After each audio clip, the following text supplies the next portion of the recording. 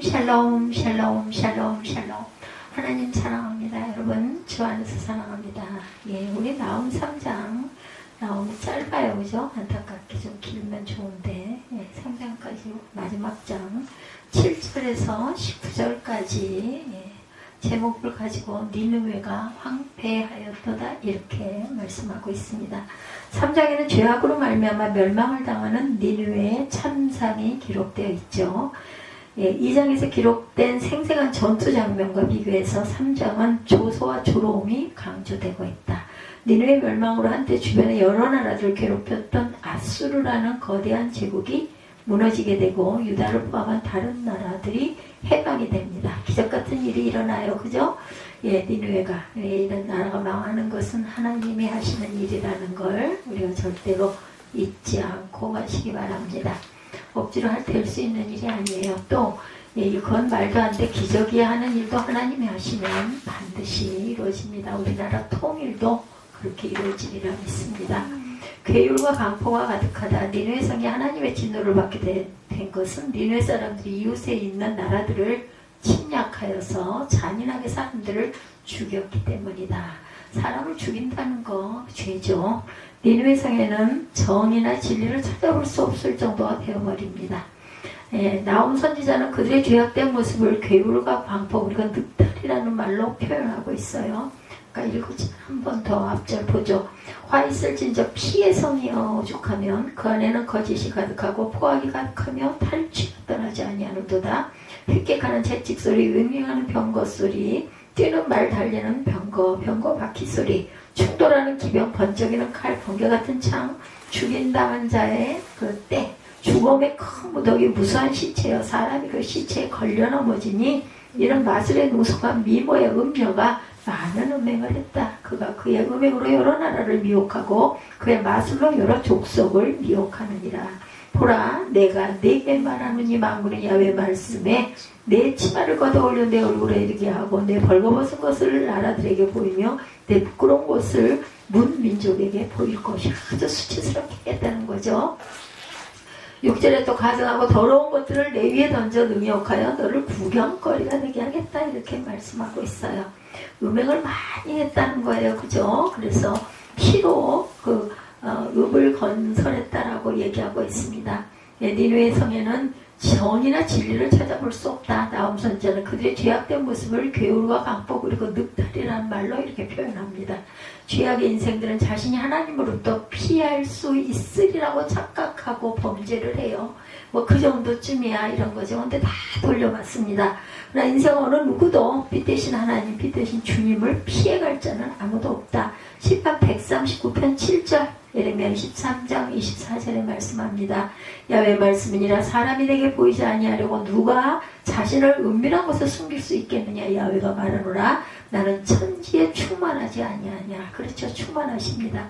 그러므로 우리는 자신이 행하는 죄악들이 은폐될 수 있다는 착각에서 벗어나야 되겠다. 피로 읍을 건설한다. 하박국 2장 12절입니다. 피로 성읍을 건설하며 불의로 성을 건축하는 자에게 화 있을진저. 노략과 약탈이 심합니다. 이사야 17장 14절에 야훼여 이 세상에 살아있는 동안 그들의 분깃을 받은 사람들에게서 주의 손으로 나를 구하소서.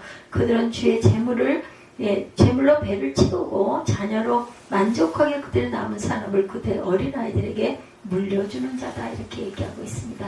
음행을 많이 하죠. 니느웨는 세계적으로 큰 도시가 되어서 모든 나라들이 자기 발 아래 두려고 했어요. 이러한 목적을 달성하기 위해서 무기뿐만 아니라 정부가 창부가 사람들을 유혹하는 것처럼 주변의 국가들을 우상숭배 의식에 끌어들입니다. 본문의 마술의 주인인 아리따운 기생이란 니느웨를 가리키죠. 우상숭배는 곧 멸망을 자초하는 행위다. 하나님의 말씀을 축소시킨 10계명 가운데 제1계명에서 우상을 금지하고 있는 사실만 보더라도 하나님께서는 가장 미워하시고 진본하시는 큰 죄악은 바로 우상숭배다. 이와 마찬가지로 하나님을 거스르는 교만 역시 멸망의 지름길이다. 잃어버린 바 되었던 기생, 잊어버린 바 되었던 기생. 이사야 13장 16절이에요. 잊어버린 바 되었던 내 음녀여 수금을 가지고 성읍에 두루다니며 기묘한 곡조로 많은 노래를 불러 너를 다시 기억하게 하라 하였느니라 이렇게 말씀합니다. 죄악이 크므로 치마가 들렸다고 예레미야 13장 22절에 말씀합니다. 내가 마음으로 이르기를 어찌하여 이런 일이 내게 닥쳤는가 하겠으나 내 죄악이 크므로 내 치마가 들리고 내 발뒤꿈치가 상함이니라. 이 이야기는 수치를 주겠다라는 거죠. 그래서 주범의 그물이 무수한 시체라고 말합니다. 사람이 그 시체에 걸려 넘어진다. 이는 마술에 능한 미모의 음녀가 많은 음행을 합니다. 그가 그의 음행으로 여러 나라를 미혹하고 그의 마술로 여러 족속을 미혹했다. 보라, 내가 내 입만 오느니 망군의 야훼 말씀에 내 치마를 걷어 올려 내 얼굴에 이르게 하고 내 벌거벗은 것을 나라들에게 보이며 내 부끄러운 것을 문 민족에게 보일 것이요 내가 또 가증하고 더러운 것들을 내 위에 던져 능욕하여 너를 구경거리가 되게 하리니 그때 너를 보는 자가 다 내게서 도망하여 이르기를 니느웨가 황폐하였도다. 누가 그것을 위하여 애곡하며 내가 어디서 너를 유혹할 자를 구하리요. 어디서 너를 위로할 자를 구하리요 하리라.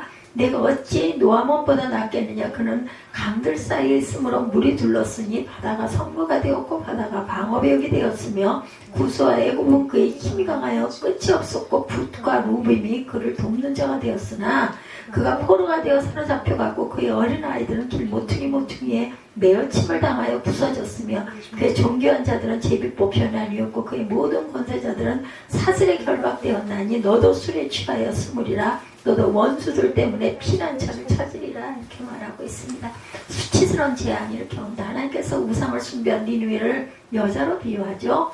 여자들이 당하는 수치스러운 재앙을 내리신다 말씀합니다. 하나님은 그들의 부끄러운 것을 열방에다 드러내겠다 하며 치마를 걷어 올리겠다 그러죠. 그리고 그들은 만인으로부터 수치는 능욕거리가 어떻게 더 큰 수치가 있겠어요. 그래서 모든 열국이 아첨하고 연합하려고 침을 흘리던 그 큰 성읍 니느웨가 이제는 구경거리와 조롱거리가 되었다라고 말하고 있습니다. 모든 민족 가운데 속담거리가 되었다라고 그러죠. 개천에 빠지게 하셨어요. 욥기 9장 31절입니다. 주께서 나를 개천에 빠지게 하시니라. 내 옷이라도 나를 싫어하리다. 욥이 이렇게 고통스러워하죠. 모든 민족 가운데 속담거리가 되어 열왕기상 9장 7절입니다. 내가 이스라엘을 내가 그들에게 준 땅에서 끊어버릴 것이요 내 이름을 위하여 내가 거룩하게 구별할 이 성전이라도 내 앞에서 던져버리니 이스라엘은 모든 민족 가운데서 속담거리와 이야기거리가 될 것이다. 애국처럼 멸망하게 한다고 멸망하게 된다고 나온 선지자 니느웨를 향해 내가 어찌 노아몬보다 낫겠느냐라고 하면서 하나님의 심판으로 멸망당하는 노아몬처럼 니느웨도 멸망당하게 될 것이라고 예언하죠.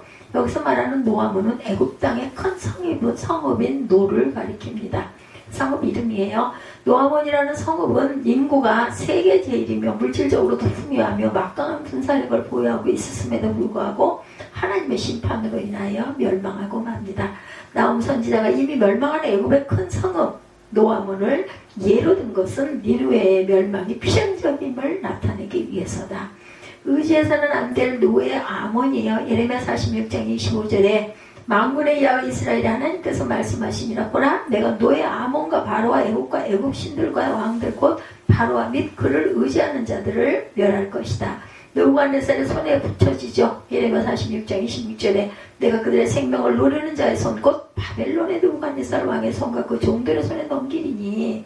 그래서 아수르를 거기에 붙여서 그 바벨론으로 인하여 멸망시키죠. 그럴지라도 그 후에는 그 땅이 이전같이 사람 살 곳이 되리라. 야훼 말씀이니라. 다시 회복시켜서 사람이 사는 곳으로 만들어주겠다. 노아몬을 도와준 나라들입니다. 영고한 그 애굽의 성읍인 노아몬이 침략을 당할 때 그 주변에 있던 구스와 붓과 루밤이 도와주죠. 그들이 도와주었음에도 불구하고 애굽은 결국은 멸망을 당합니다. 노아몬의 몰락은 그 성읍의 거민들의 커다란 불행을 가져와요. 많은 사람들이 침략자들에게 포로가 되었고 그 성읍에 살고 있는 어린아이들조차도 침략자의 손으로부터 보호받을 수가 없게 되었다. 그들은 어린아이들을 길에다 메어치고 살인까지 하죠. 무서운 일이 일어납니다.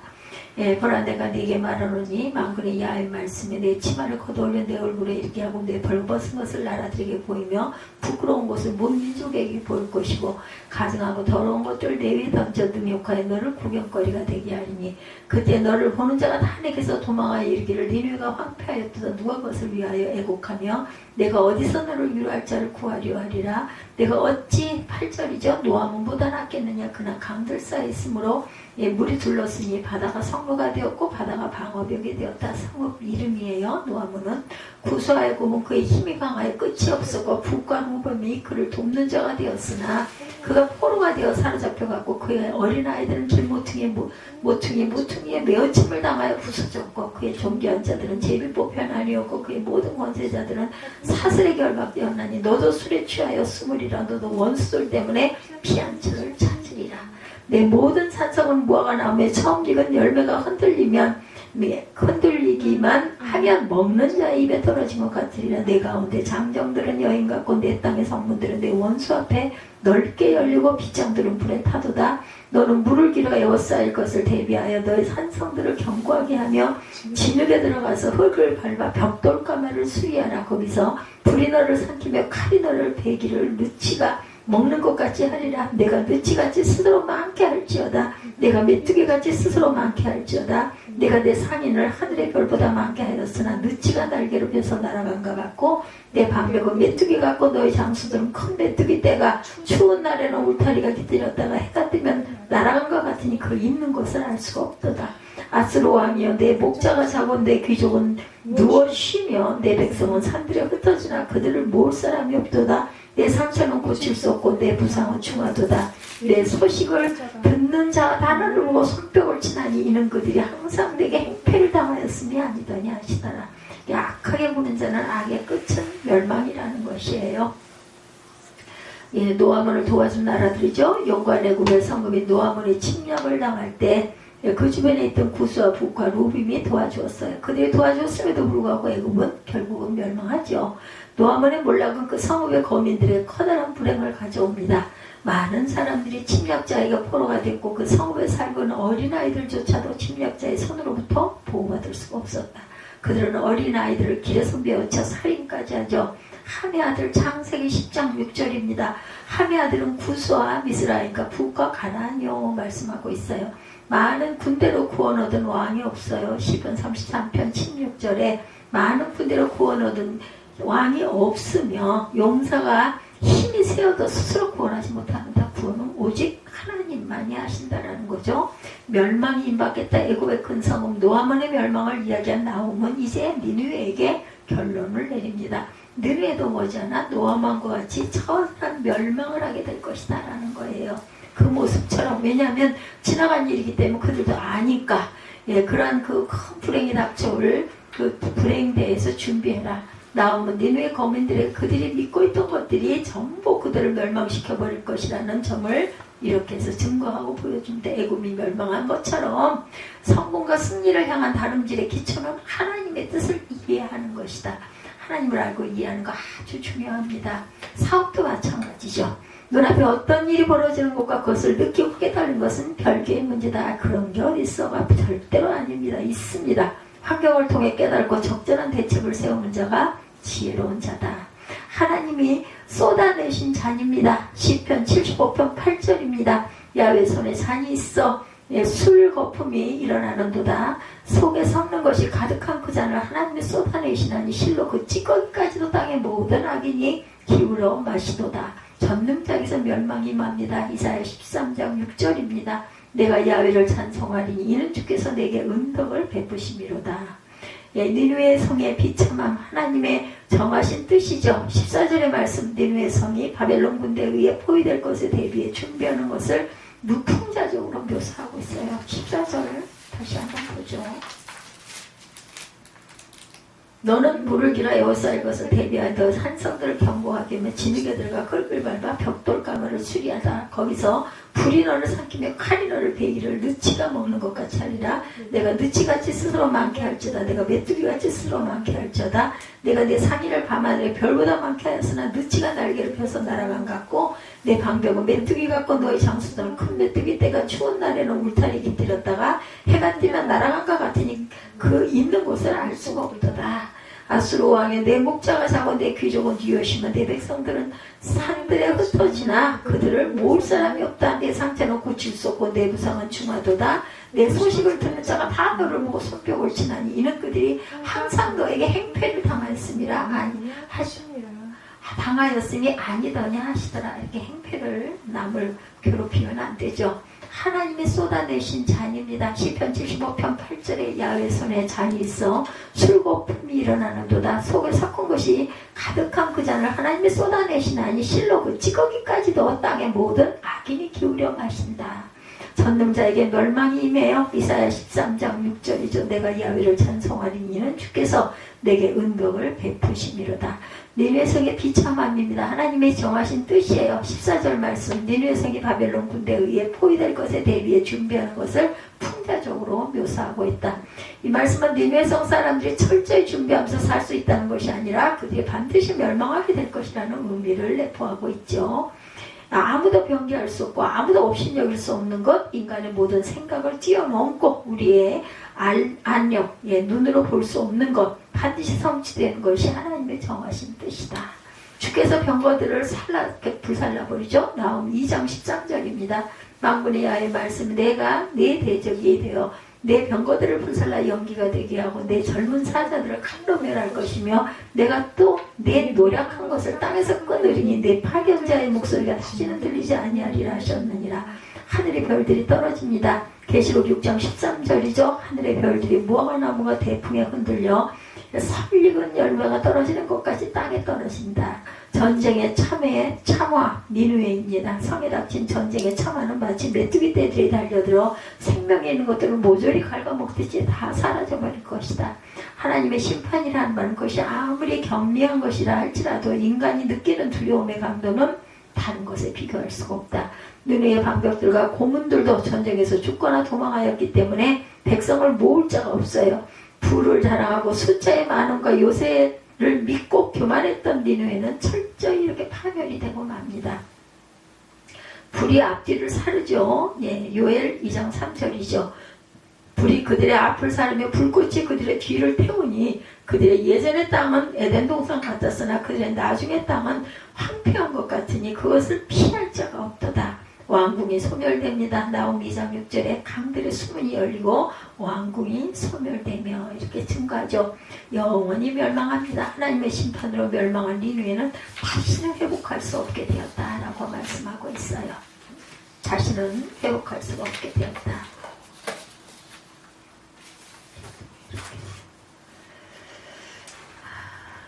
니느웨 성의 비참함에 대해서 하나님의 정하신 뜻이라 이렇게 말하죠.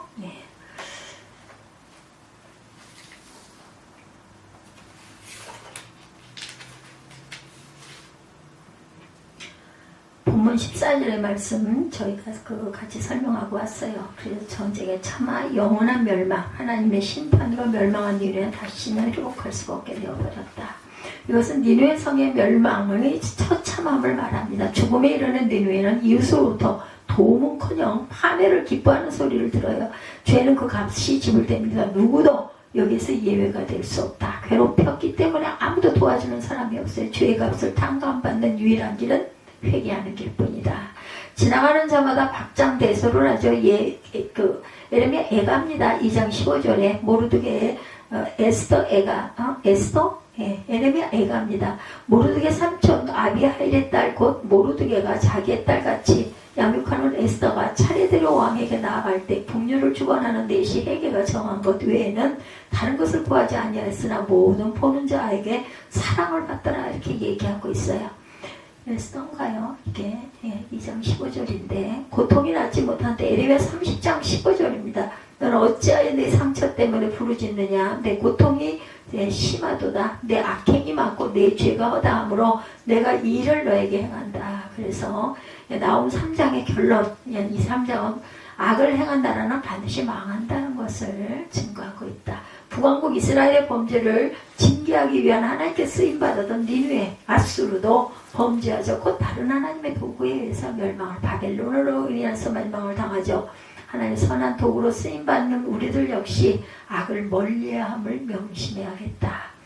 나움 3장과 3장의 7절과 19절 조문격 없는 장례식 니느웨가 황폐하였도다 이렇게 말씀하고 있어요. 7절과 19절 다시 봅니다. 7절 그때 너를 보는 자가 다 내게서 도망하여 이르기를 니느웨가 황폐하였도다. 누가 그것을 위하여 애곡하며 내가 어디서 너를 위로할 자를 구하려 하리라. 마지막 19절이죠. 내 상처는 고칠 수 없고 내 부상은 중하도다. 내 소식을 듣는 자가 다 너르고 손뼉을 치나니 이는 그들이 항상 내게 행패를 당하였습니다. 이 말씀이 아니냐 하시니라.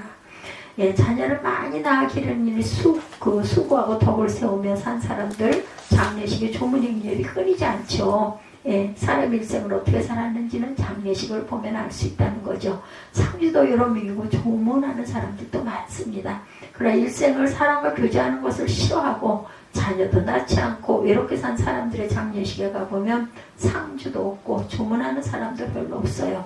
또 일생에 악을 행하고 사람들이 해를 끼치며 산 사람은 장례식에 위문을 오는 것이 아니라 오히려 잘 죽었다 그러고 손뼉을 치는 경우도 있다. 나움 3장은 아수르 왕과 아수르의 수도인 니느웨의 장례식에서 부르는 장성곡입니다. 일반적으로 장성곡은 고인의 덕을 치하하고 죽음을 슬퍼하며 유가족을 위로하는 노래가 되어야 되는데 아수르의 멸망을 노래하는 장성곡은 일반적인 장성곡과는 차이가 있었죠. 아수르 장성곡의 세 가지 특징. 첫째, 니느웨 장례식에는 조문객이 한 사람도 없었다.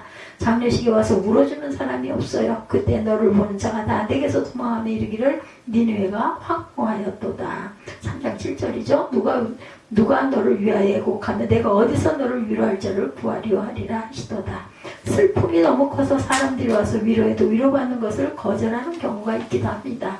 라마에서 슬퍼하며 크게 통곡하는 소리가 들리니 라헬이 그 자식을 위하여 애곡하는 것이라 그가 자식이 없으므로 위로받기를 거절하였다. 마태복음 2장 18절이죠. 너무 슬퍼서 위로하러 와도 위로를 거절하는 경우가 있죠. 그러나 니느웨의 경우는 위로할 자, 애곡할 자를 아무리 찾아봐도 올 사람이 없었다는 거예요. 모두 다 이 아수르로 인해서 여러 가지 억울한 일 그리고 한패의 행패를 받았기 때문에 상주도 없고 조문하는 사람도 없는 황무한 장례식이다. 둘째, 아수르 왕과 니느웨의 멸망 소식을 들은 사람들이 박수를 치며 좋아한다고 마지막 절에 얘기하죠. 너희 다친 것은 고칠 수 없고 내 상처는 중하도다. 내 소식을 듣는 자가 다 너를 인하여 손뼉을 치나니 이는 내 악행을 늘 받지 않은 자가 하나도 없다라는 거예요. 아수르의 악행에 괴롭힘을 당하는 사람들이 아수르가 멸망하니 기뻐하고 손뼉을 치더라. 이제 멸망했으니까 눈치 볼 필요 없죠. 드러내놓고 좋아합니다. 잘 죽었다며 자기가 행한 대로 받았다라고 말하죠. 의인이 형통하면 성읍이 즐거워하고 악인이 패망하면 기뻐 외친다. 잠언 11장 10절입니다. 셋째, 하나님께서 아수르의 죽음을 위로하지 않으시고 조롱하셨어요. 이것을 거룩한 이유라고 말하고 있습니다. Holy Sacram인데 SARCASM이에요. 예, 하늘에 계신 자가 웃으시며 주께서 저희를 비웃으시도다 말씀합니다. 시편 2편 4절이죠. 잠언 1장 26절 너희가 재앙을 만날 때 내가 웃을 것이며 너희에게 두려움이 임할 때 내가 비웃으리로다 라 말씀합니다. 진실로 그는 거만한 자를 비웃으시며 겸손한 자에게 은혜를 베푸시죠. 잠언 3장 34절 하나님께서 자신을 조롱하고 거부하는 사람들을 하늘에서 비웃으신다. 다음 2장 후반부터 3장까지 7가지 조롱이 기록되어 있죠. 7이라는 숫자는 완전 숫자이죠. 하나님께서 니느웨의 멸망을 철저하게 조롱하신다는 의미. 첫째, 나움 2장 후반부에 나오는 사자 조롱입니다. 니느웨 군사들은 사자 같고 니느웨는 사자의 풀과 같아 먹을 것이 가득하더니 예, 이제 그 사자들은 모두 칼에 죽었고 사자의 불에는 먹을 것이 없게 되었다는 거예요. 사자들과 사자의 불에 있던 먹이는 모두가 어디 갔냐 이렇게 조롱을 합니다. 예, 또한 둘째, 니느웨 3장 1절에서 3절이죠. 잔인성 조롱합니다. 니느웨가 지나치게 잔인하듯 이제는 오히려 바벨론에게 니느웨가 잔인함을 당하게 되었다. 예, 셋째, 나움 3장 4절에서 7절에 나오는 기생조롱 내용입니다. 니느웨가 기승처럼 열국을 미혹하더니 이제는 능욕거리가 되었고 구경거리가 되었다. 넷째, 나움 3장 8절에서 11절에 나오는 노아몬 조롱이죠. 니느웨가 애굽의 수도인 노아몬을 멸망시키더니 이제는 너희도 똑같은 신세가 되었구나. 다섯째, 3장 12절에 14절 방비조롱입니다. 니느웨가 바벨론을 향해 온갖 방비를 다 하더니 그 방비가 아무런 소용이 없게 되었다. 산성은 세웠지만 그 산성이 무너지는 것이 잘 익어 떨어지는 무화과나무 열매처럼 떨어지고 힘을 자랑하던 장정들은 연약한 여인처럼 되어버렸구나. 여섯째, 나움 3장 15절에서 17절에 나오는 메뚜기 조롱입니다. 니느웨 장군들이 많다고 자랑하더니 모두 메뚜기같이 날아가 버렸다는 거죠. 일곱째 나움 3장 18, 9절에 나오는 장례식 조롱입니다. 너희 목자들이 잠들었는 줄 알았더니 죽었고 귀족들이 누워서 쉬고 있는 줄 알았더니 죽었구나. 그런데 사람들이 죽었는데도 손뼉치고 기뻐하는 이상한 장례식이다. 이것이 하나님의 조롱이라는 거죠. 조문객이 없는 네 가지 이유입니다. 아스로 왕과 니느웨가 멸망해도 왜 조문객이 없고 사람들이 기뻐하며 하나님의 조롱을 받았을까요? 아스로 왕과 니느웨가 무슨 죄를 지었기에 그렇게 되었을까? 인간적으로 볼 때 아스로 왕과 니느웨는 네 가지 죄를 지었습니다. 첫째, 아스로는 극도로 이기적인 나라였다. 아스로는 철저히 자기 자신만을 위해 존재한 나라, 피정복 국가의 문화 행복과 같은 문제에 대해서도 조금도 배려하지 않았다. 일단 나라를 정복하면 그 백성을 죽이고 일부는 살려줘서 온 세계 아수르가 자기 나라 백성을 죽였다는 소문을 내게 합니다. 피정복 국가에도 인권 있고 행복할 권리가 있으니 지켜달라고 항변하면 그 눈을 뽑아버리고 머리를 잘라버렸어요. 아수르 왕 이외에 권리를 가진 존재는 아무도 없었습니다. 아주 정말 강력했죠. 이처럼 이기적인 나라가 사람이 멸망하면 아무도 위로하지 않는다는 거. 이런 이기적인 나라나 사람이 멸망하면, 왜냐하면 이기적인 사람은 아무에게도 덕을 끼치지 않고 아무에게도 선을 베풀지 않고 아무에게도 관심을 주지 않기 때문이다. 그들은 모두 사람들이 자신을 위해 존재한다고 생각하고 살았기 때문에 어려움을 당할 때 아무도 위로해 주지 않습니다. 이기심은 결국 고독을 초래하고 고독은 멸망을 낳는다라는 것. 하나님을 위해서 살고 다른 사람의 행복을 위해서 사는 사람이 어리석은 것 같지만 결국 그것은 자신이 행복하고 위로받는 길이라는 거, 자타에 유익한 길이라는 것입니다. 남한테나 자신한테나. 그러나 자기 자신만을 위해 살면 자타에 해롭다. 우리 성도들은 이기적인 삶을 살지 말아야 되겠죠. 둘째, 아수르는 극도로 잔인한 나라였다. 그렇기 때문에 아무도 그걸 안타까워하는 자가 없다. 화 있을진저 3장 1절이죠. 그 속에서 게으르고 강포가 가득하면 늑탈이 떠나지 아니하였다. 피의 성이라고 합니다. 피의 성. 게으름 거짓말을 뜻하죠. 아수르 사람들은 거짓말을 너무너무 잘했다. 또한 그들은 속임수를 쓰고 폭력을 행하며 목적을 달성합니다. 아수르 왕 사네립과 군대장관 랍사게는 열왕기하 18, 19장에서 히스기야 왕을 공격할 때도 백성을 거짓말로 속이죠. 행복하기만 하던 곡식과 포도주가 있고 떡과 포도원이 있는 지방으로 옮겨주겠다라고 했어요. 예루살렘에는 곡식과 포도주가 없었는가? 그렇지 않죠. 아수르 군대가 포위하고 괴롭히니까 못 먹는 거지 없어서 못 먹은 것은 아니다. 근데 아수르 왕 사네립은 너는 어찌하여 너희 대변을 먹으려 하느냐, 너희 소변을 마시려 하느냐 이렇게 비웃습니다. 항복하면 좋은 땅으로 옮겨주겠다고 거짓말을 했어요. 만약 이때 예루살렘 백성이 이 말에 속아 항복했더라면 아수르 왕은 줄을 세워 칼로 아마 목을 쳤을 것이다.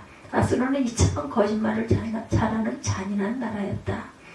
나움 3장 19절이죠. 아수르 왕이 죽고 귀족이 죽었는데도 사람들이 손뼉치고 좋아하는 이유는 내 악행을 받지 않는 자가 없다고 말합니다. 악행이라는 말은 잔인함을 뜻하죠. 아수르 왕은 어쩌다 한번 잔인한 것이 아니고 항상 잔인했다.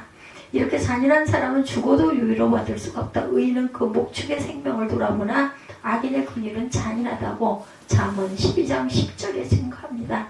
악인들은 잔인하여 육축의 생명도 멸시하고 사람의 생명도 멸시합니다. 이런 자들은 죽여도 조문객이 없다. 오늘날 짐승을 학대하는 사람들이 많지요. 집에서 기르는 개를 고속도로에 갖다 버린다고 합니다.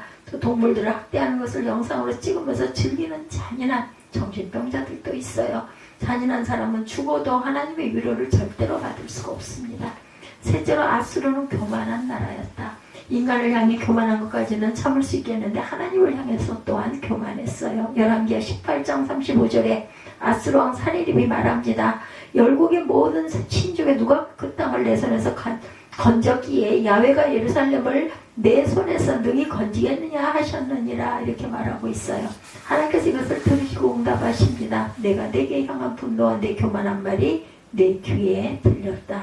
그러므로 열왕기하 19장 28절이죠. 내가 갈고리로 내 코에 꿰고 자갈을 내 입에 먹여 너를 오던 길로 끌어 돌이키리라 하셨나이다 이렇게 말하고 있어요. 교만한 마음으로 손을 들어 하나님을 치는 자, 입을 열어 하나님을 모독하는 자를 상대하시는 하나님의 도구가 있어요. 그것은 갈고리입니다. 갈고리로 코를 꿰어서 아프다는 소리를 지르니까 재갈을 먹여 끌고 가는 것이다. 아수르 왕 산헤립은 그렇게 자기 나라에 끌려가서 자기 아들들에게 죽임을 당합니다. 예, 역사에 기록되어 있어요. 아수르는 교만했기 때문에 하나님께서 그들을 절대로 위로하지 긍휼히 여기지 않으셨다. 넷째, 아수르는 음행과 마술을 가지고 열국을 미혹하는 나라였다. 아수르의 수도인 니느웨는 티그리스강 주위에 위치한 매우 아름답고 부유한 도시였어요. 아수르는 미의 여신 비너스를 섬기는 도시이기도 했습니다.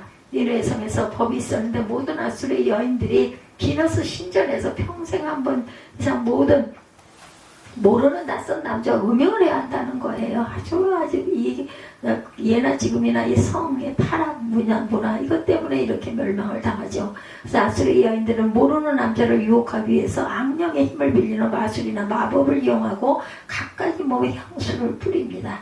그렇게 길거리를 다니며 남자들을 유혹해서 비너스 신전에서 음행을 했다. 아수르는 이렇게 영적으로 악령을 숭배하고 육신적으로는 음행을 행하는 사람들이었다. 이것이 아수르가 열국의 사람들을 끌어들이는 미혹하는 수단이었다. 그래서 하나님이 위로하지 않는 사람들이 됐습니다. 이기심, 잔인한 거짓말, 교만, 음행, 미혹이 아수르의 수도 니느웨를 특정짓는 단어들이었다고 그래요. 이런 나라가 멸망하니 손뼉을 치며 좋아했다. 그런데 사람들이 조문하지 않고 손뼉 치는 것은 견딜 수 있는 일인데 하나님께서 조롱하시고 위로하지 않는 것은 견딜 수 없는 중대한 일이다. 예, 우리가 망하거나 죽어도 조문객이 없다면 얼마나 비참하고 썰렁할까요? 그렇죠? 근데 사람들이 아무리 많이 몰려와도 하나님께서 위로해 주시지 않는다면 엄청나게 심각한 문제가 될 것이다. 하나님께서 심판하신 것은 아수르의 죄 때문에 그런 것이 아니고 나홈이 예언하던 시대나 요나가 예언하던 시대나 아수르의 죄는 동일하다. 동일함에도 불구하고 요나 시대에는 하나님께서 아수르 백성에게 은혜를 베풀어 주셔서 구원을 받습니다. 그러나 나홈 시대에는 아수르 백성을 심판하시고 위로해 주지 않으셨다는 것, 죄가 달라서 그런 것이 아니라 요나 시대에는 회개가 있었어요. 그렇죠? 회개하고 믿으라는 구원의 말씀을 듣고 왕과 모든 백성이 금식하죠. 그리고 회개해서 하나님의 메시지를 받아들였고 나홈 시대에는 아수르 사람들이 회개도 하지 않고 믿지도 않았기 때문에 더 악해졌죠. 오늘날도 마찬가지. 로마서 3장 10절입니다. 우리의 죄를 생각하면 하나님 앞에 섭자가 누가 있겠나이까? 기록된 바 의인은 없나니 하나도 없다. 여기서 성경의 대명제예요. 우리 가운데 의인은 단 한 명도 없어요. 그러나 예수를 믿어서 의롭다함을 얻게 칭의, 그죠?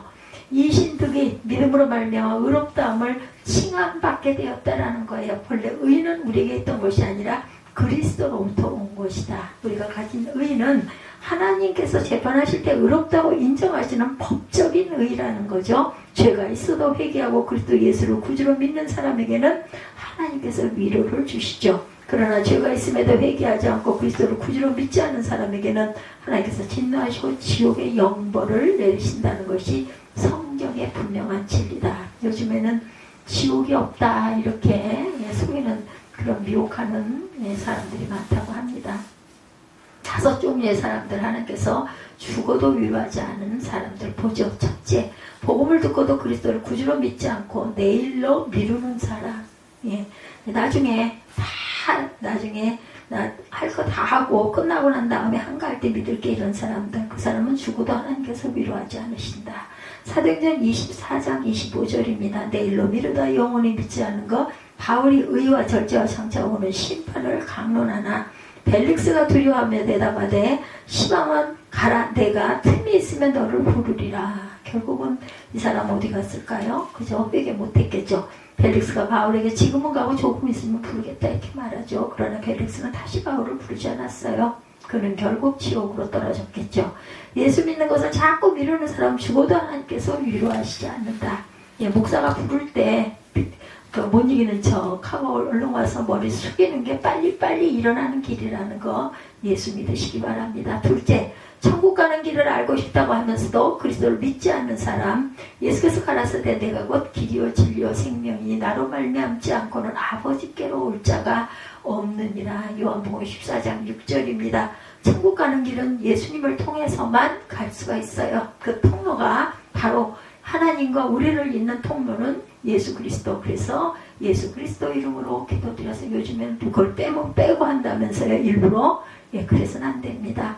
왜냐하면 예수님만이 우리의 죄값을 십자가에서 대신 갚아주시기 때문이다. 그것을 믿는 것이 믿음이고 성경 안에 기록되어 있지 않습니까? 요한복음 14장 6절 친구도 많고 아는 사람들로 많은 넓은 길로 간다고 얘기하죠. 그러다가 어느 순간 낭떠러지로 떨어집니다. 떨어지면서 왜 내가 이 길을 가도록 놔뒀냐고 이렇게 하나님께서 말하는 것이에요. 그러나 하나님께서는 내가 그 길이 아니라고 수백 번 얘기했는데 계속 가지 않았니라고 하시면서 내가 가는 길을 나는 위로할 수 없다고 말씀하세요. 셋째, 가족들의 눈물 어린 전도를 받고도 여전히 믿지 않는 사람들, 가족들이 먼저 예수를 믿고 하나님을 체험한 뒤에 다른 가족에 믿으라고 눈물로 호소해도 여전히 믿지 않는 사람들, 그들도 또한 지옥에 떨어지면서 하나님께 원망하겠죠. 지옥이 이렇게 고통받는 것인데 왜 미리 말씀하시지 않아? 좀 더 강권적으로 하시지 않았느냐고 따지나 하나님께서는 가족을 통해서 수백 번 말했다고 말씀합니다. 혹시 오늘 이 자리에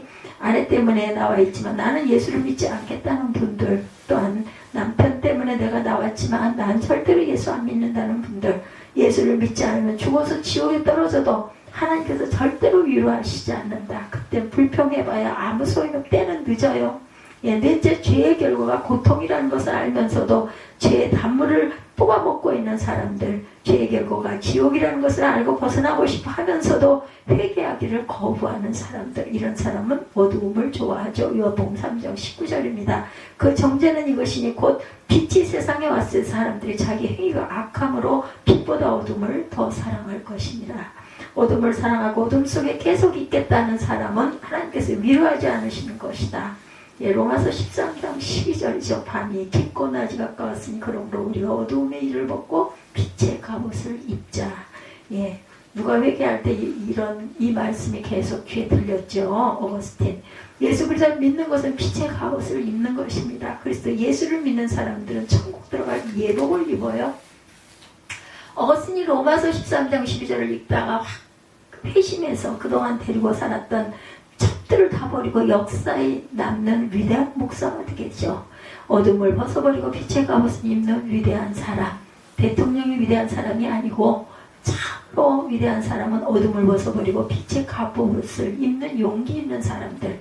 다섯째, 하나님을 부인하고 우상숭배에 빠져있는 사람, 우상숭배에 빠져있는 사람은 나뭇가까 페인트 칠해 놓은 것을 신으로 모시죠. 예수를 안 믿는다고 해서 그것이 신일까?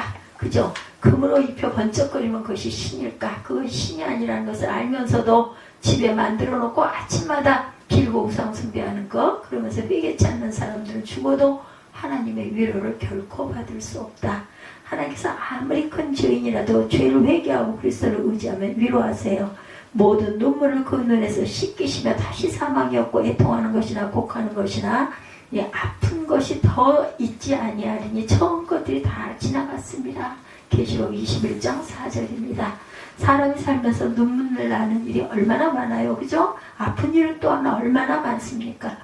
감기가 계속, 저는 지금 3주 이상을 매일매일 감기약을 먹어요.